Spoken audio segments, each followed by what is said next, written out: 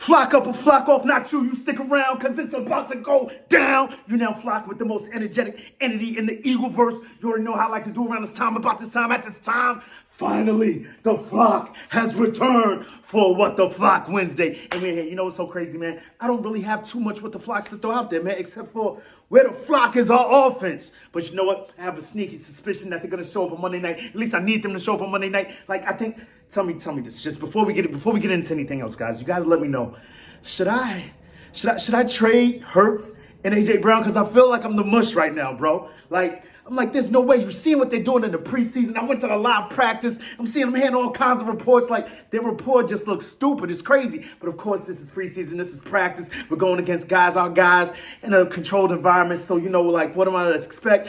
Teams are going to do different things to us. I'm burying the lead. So, you know what? We'll get into that in a second, man. Just what the flock should I do with my team? That's another what the flock should I do with my fantasy team, man? What the flock was I thinking using the Giants in my survivor pool? Almost flambate that, but we get 2 buybacks, so it would have been that crazy. And it's a bit of strategy involved in that also. But that's enough of that. Let's get into what we're getting into, man.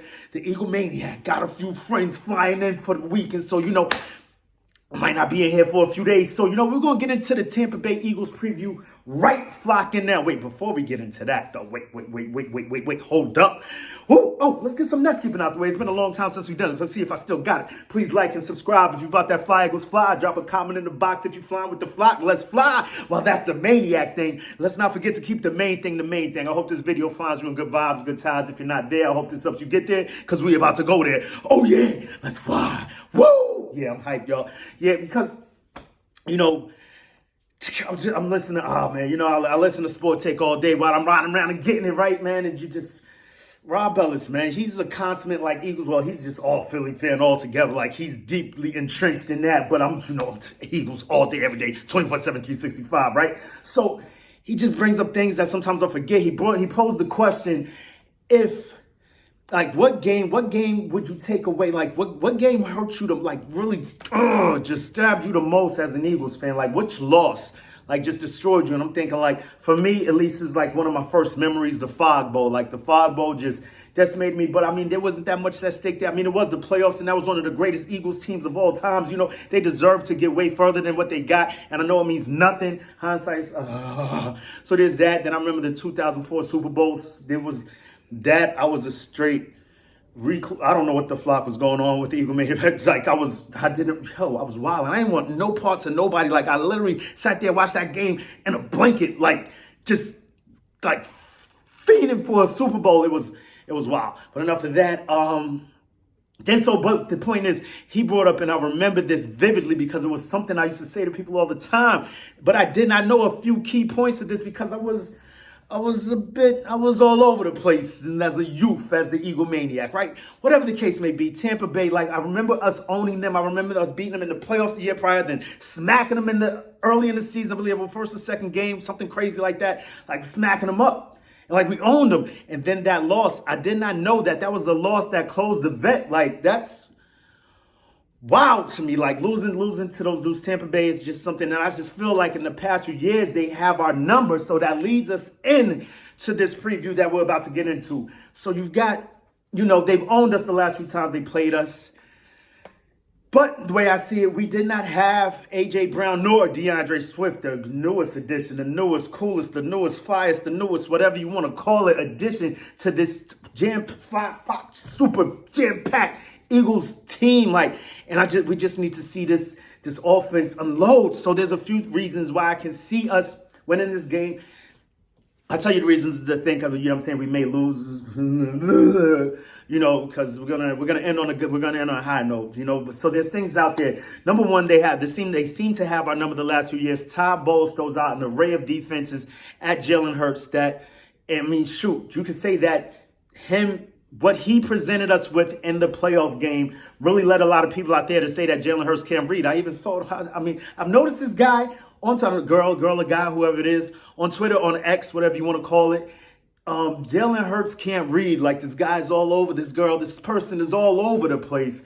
Like, but I didn't really pay too much attention to it. But, you know, now that, you know, some of the old feelings are coming to head. I'm starting to realize where that derived from. And then him, like, what is he, who, her? Oh, it just drives me crazy, right? Well, what the fuck is up with Jalen Hurts can't read? So whatever the case may be, you've got Todd Bowles, a great defensive coordinator, yet another defensive coordinator, the third one in a row, just coming here to throw all kinds of things, cacophony, all kinds of stuff in our vision, in our Eagle vision, just to muddy the waters, muddy the skies, whatever you want to call it, bringing hurricanes, I don't know. We're going down there to invade that, though. So you got him, Todd Bowles, not to mention Vita Vea.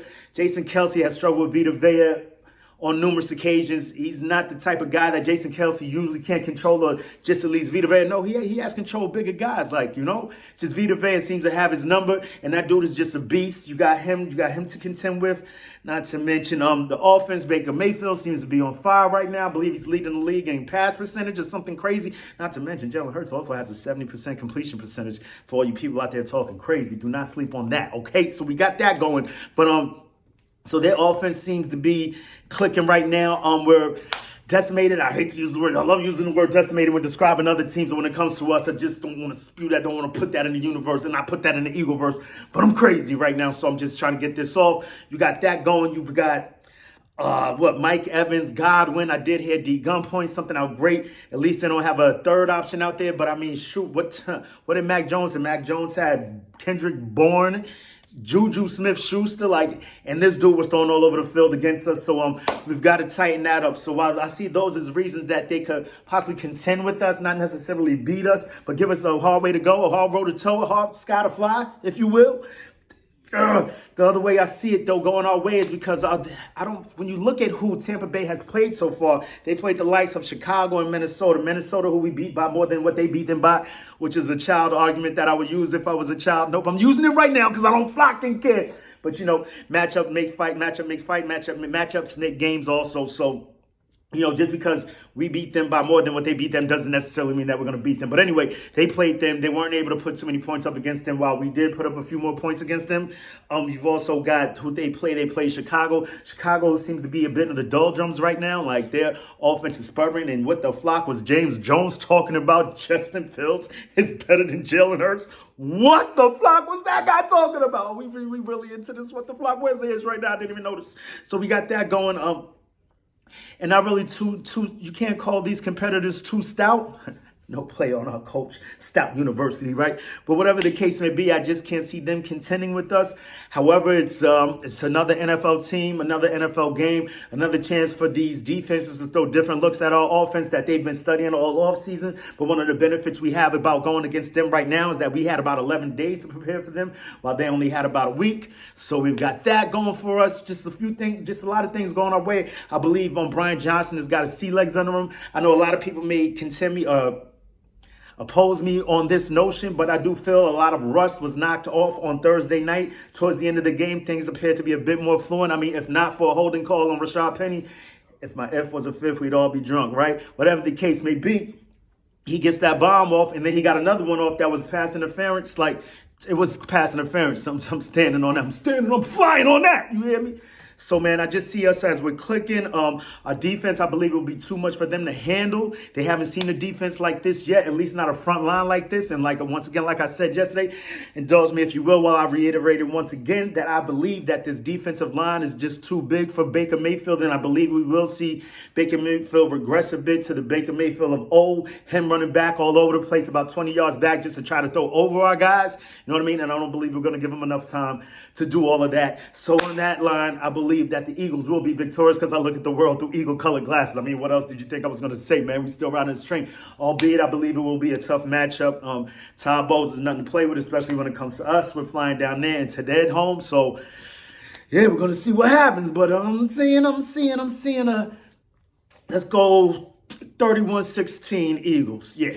That's what I'm standing with it. And that's what we're going to do with this, man. Until the next time, make it your best time. In the meantime, between time, keep it a green time. You already know how I like to do around this time, about this time, at this time. It's Eagles o'clock all the time in this nest. And we got questions. Who we got questions for? We got questions for you, NFL. We got questions for you, NFC. Most of you, NFC East. But right now, we lining y'all up. We got questions for you, Tampa Bay. What you going to do when Eagle Mania swoops down and runs wild on you? Let's say it together.